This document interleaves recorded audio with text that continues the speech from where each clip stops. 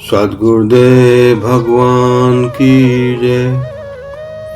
भगवान कहते हैं, हे धनंजय, केवल फल की इच्छा से किया गया कर्म बुद्धि योग से बहुत ही निम्न और तुच्छ है। इसलिए तू समबुद्धि का आश्रय ले। जो लोग कर्म के फल को ही लक्ष्य बनाकर कार्य करते हैं, वे वास्तव में कृपण अर्थात संकीर्ण बुद्धि वाले होते हैं। दूरेण है वरम कर्म बुद्धि योगात् धनंजय, बुद्धौ शरण मन विच्छय कृपणः फल हेतवे। भगवान कहते हैं, जो लोग केवल कर्म के फल को ही लक्ष्य बनाकर कार्य करते हैं, वे कृपण कहलाते हैं। कृपण अर्थात जो अपने जीवन की महान आध्यात्मिक संभावना को समझ नहीं पाता और केवल छोटे छोटे भौतिक लाभों तक ही सीमित रहता है।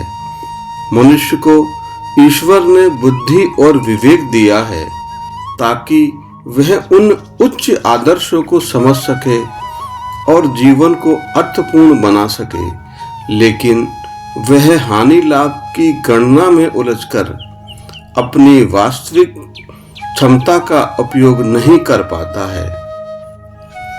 बुद्धि युक्तो जहाती है उभय सुकृत दुष्कृते, तस्माद्योगाय युज्य से योग है कर्मसु कौशलम। भगवान श्री कृष्ण अर्जुन से कहते हैं, जो मनुष्य समत्व बुद्धि से युक्त होकर कर्म करता है, वह इसी जीवन में अपने अच्छे और बुरे दोनों प्रकार के कर्मों के बंधन से मुक्त हो जाता है। इसलिए हे अर्जुन, तू योग में स्थित होकर अपने कर्म कर, क्योंकि कर्मों की कुशलता और सही दृष्टि से काम करने का नाम ही योग है।